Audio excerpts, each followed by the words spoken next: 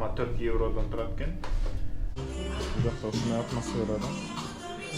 Buradan çıkıp бараткан ушундай бир көрүнүшкө туш болобуз да. Кыргызстанда запрещенный марихуана менен курица. Вот. Опушками. Чөптөр искусственный. Из-за этого просто знаете русский? Да, чуть-чуть. High society.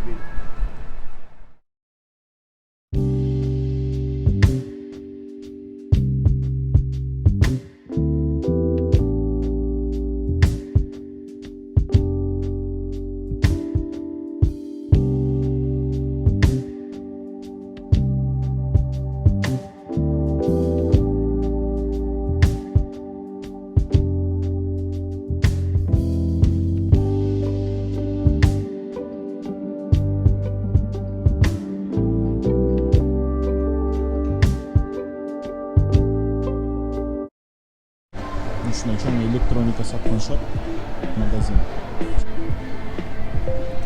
Ушул жактан издеп көрөбүз, мага керектүү нерсени, сатылуучу нерсени флеш карта алыш керек. Языка.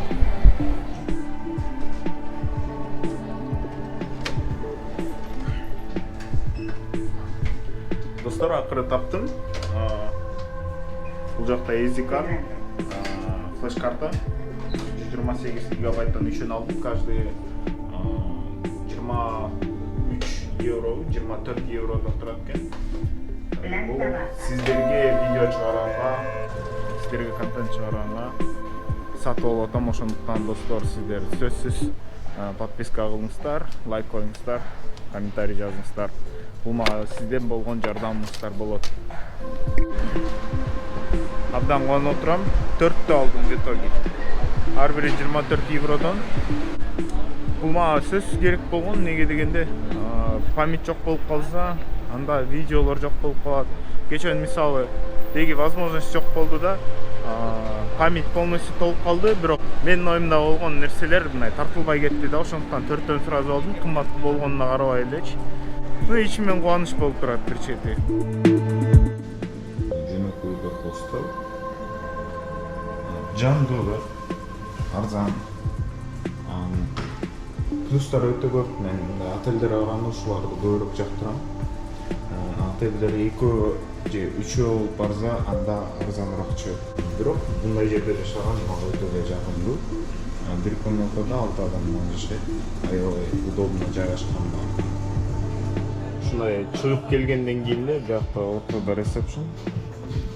Hello. Биякта ушундай атмосфера да. Эмне үчүн хостел жагат деген себептердин бири ушул да. Атмосфера аябай жакшы. Көпчүлүк болуп, жандуу болуп, отелдер тынч болот да. Бул жак мындай жаштарга ылайыктуу.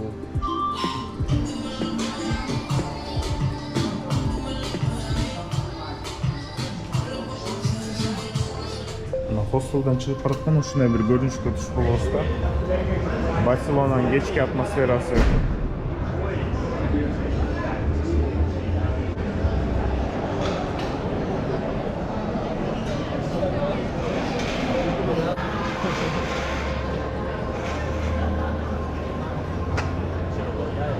Бул жакта ушундай Тарантас деген клуб бар экен. Очереди аябай таң алдырды да. Абдан узун экен бул жакта. Бир өзгөчөлүгү бар окшойт.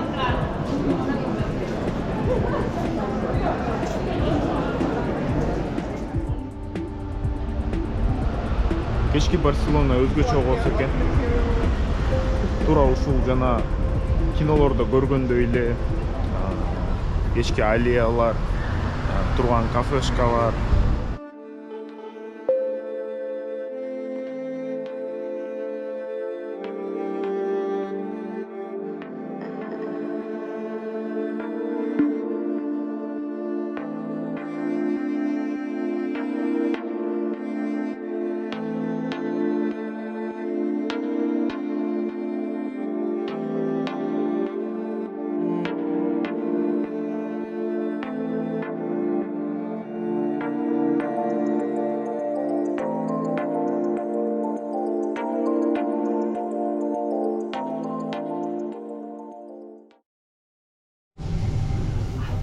Достор, ушундай болгон жерге келдим. Бул жак мындай турецкий сыяктуу бир заведение экен. Башка жактардан тамактарды алайын деген болчумун, бирок бут эле кафелерде жалаң эле пиццаны же лазанья же паста, мындай чайканда мучной же рис менен жасалган тамактарды беришет экен. Ошондуктан ушул жакка келүүгө туура келди. Бирок мага лично турецкий кухня абдан жагат, ошондуктан жакшы жер. Так, ушундай тамак алып келип берди. Бул фри менен, бул хумус. Арабский типа каймак сыяктуу. Салат и еще курица жареная, да? Типа шашлык, гриль. И соус. Достор, бул жакта топтун эти укмуштан мындайды эч жерден жеген эмесмин го дейм, Кыргызстандан да.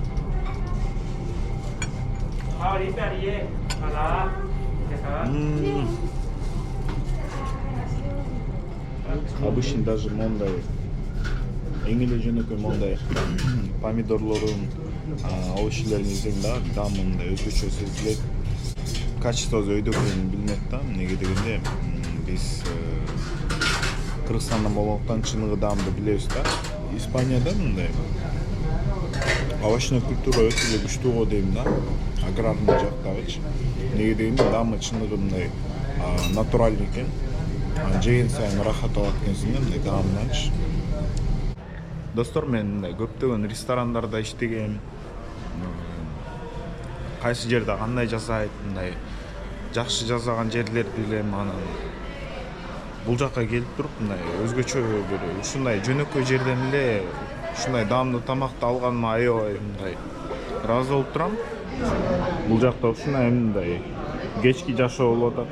Бардыгы ичишип, эз алышып дегендей. Мен байкашымча көбүнчө өзү эле аябай шаңды өткөрөт деп.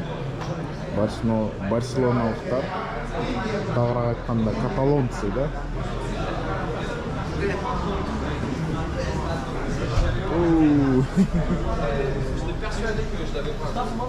Бир кызыктуу окуяга кабыл болдум. Азыр ушул жакта басып келатып, жаныма бир бала мындай чегөлө келаткан, тамеки чеги. Жаныма келгенде жыты башкача кетти да, мындай. Кыргызстанда запрещенный мындай марихуана менен, оказывается, бул жакта в принципе легальный эле экен да. Нелегальный деп айтылат экен, бирок мындай эч кандай бир санкциялар же мындай кармап монтип түрмөгө отургузбайт деле экен да. Так что легальный деп деле айтып коюуга болот го. Жолдо кетип баратым, мындай каждый раз эле ошол жыт келип атат азыр.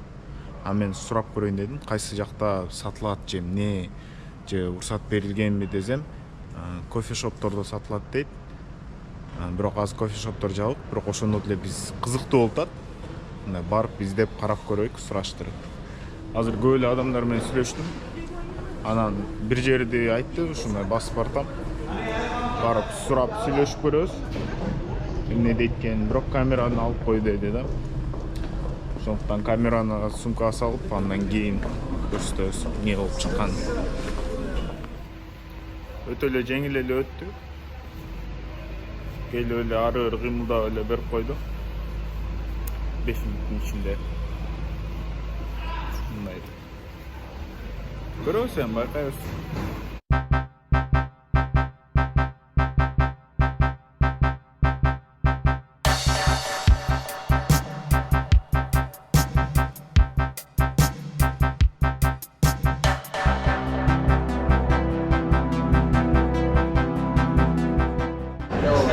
Ишем калдыңар. Бул неме экен? Кыргызстан эмес экен. Бул жак кыргызстанчалык коос эмес экен. Дарактары жөнөкөй, чөптөрү искусственный, фруктылар анчалык даамдуу эмес. Биздики натуральный да.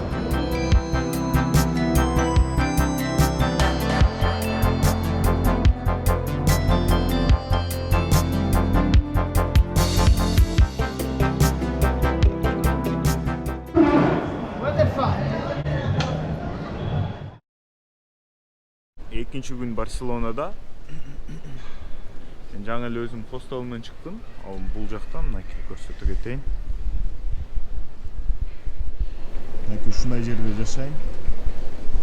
Бул эми эң эле жөнөкөй жерлердин бири десем да болот да, эми баасына жараша, баасы Кыргызстандагыдай эле хостел Кыргызстанда канча турса, бул жакта да ошондой эле баа турат да. Бирок Кыскасы кечээки күн өтө эле кызыктуу өттү десем болот. Анан азыр эле түшүнүп атам да, то что жана запрещенный нерселерди сатып алган туура эмес болмок, кокустук болуп, мүмкүн кармалып калсам кайсы риск бар болчу деп. Бирок ошондо деле бүгүн кофе шопко барып көрөйк. Айла жоктон издеш керек эми. Могул жакта бир магазин чыкты, азыр көрсөтөйүн. Азыр. Кайсы шайцы дейт. Так. I hope it's fine if I do some videos. Yeah, thank you so much. Карабал, бул жакта оказывается сатат экен, бирок медицинских целях дейт. Вот получается, ар кандай түрлөрү бар.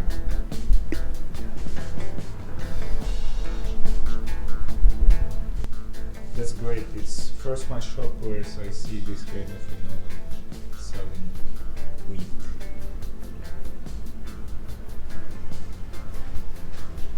Thank you so much. You're welcome, man. Yeah, take care. Take care.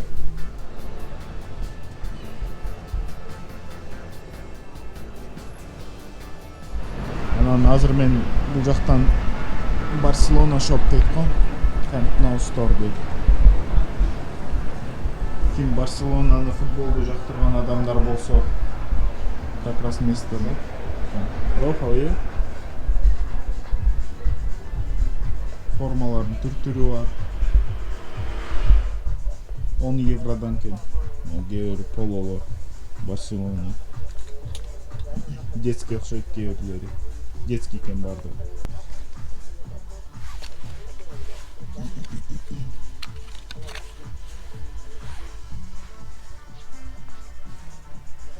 Так, баалар 10 евро окшойт бардыгы. Мынакей. Кружкалар. Мүмкүн ойлоп атам, 1000 подписчик болгондо ушундай бир подарок алып туруп ойноткузам да. Лучший комментарийге.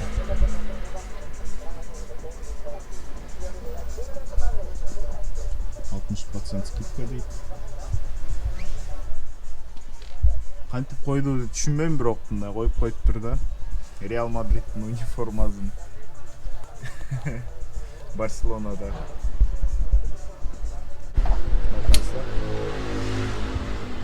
Бунун баасы да кымбатыраак экен. 60 евро экен. Great. 45 евро. Yeah, how do you know that? Как на русском? А? Много туристов? Да. Из-за этого просто знаете русский? Да, чуть-чуть. Вообще классно. А где учили русский? Я пусть. Да ну. Как вас зовут? Как вас зовут? Меня зовут Зирики. Ziriki. Nice to meet you, Ziriki. Me My too, name is too. Ramazan. Ramadan. Yes, Very Ramadan. Good, Yeah, good. yeah. Where are you from?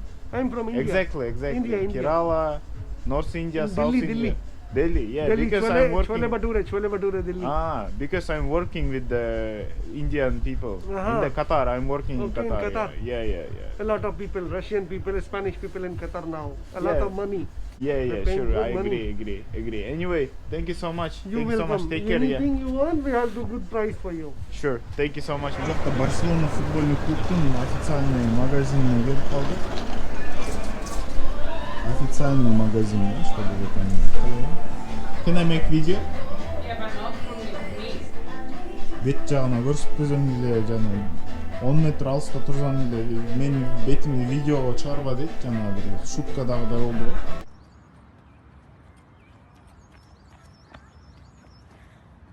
Ты меня снимаешь? Нет.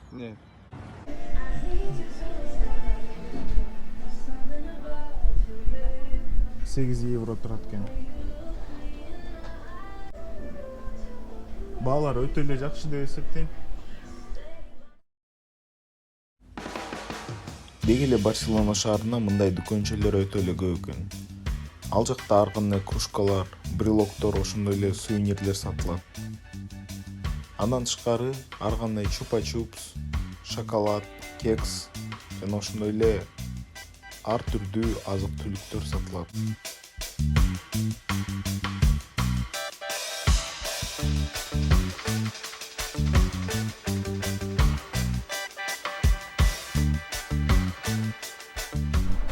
Мынакей достор, сатып алдым.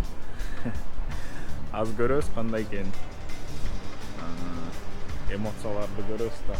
Канчалык күчтүү экенин, эмне экенин байкап, даамдап көрүп, аны айтып берем. Привкус по-любому бар экен. Даамдалат. Азыр результаты главный да, эмне болот экенин ошол интересный болуп атат да, кызыктуу. Бу сразу действовать этип баштайт экен, мындайчы.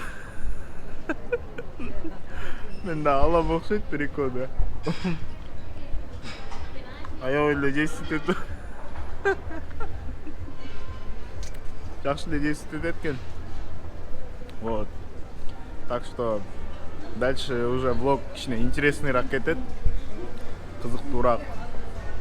Настроение менен күлүп дегендейчи. Просто расслабляет да, бир аз эле. Өзү буну мен силерди чеккиле же ичкиле же бирдеке кылгыла деп айткан жерим жок.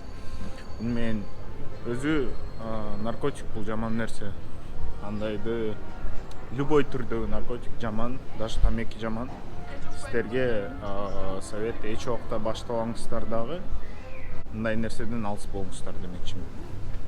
Бул просто азыр возможность болуп атканга жараша мен жөн эле алып көрөйүн дедим. Итоговый вывод бул муну жебей деле койсом болмок, анткени неге дегенде баш ооруп баштады уже.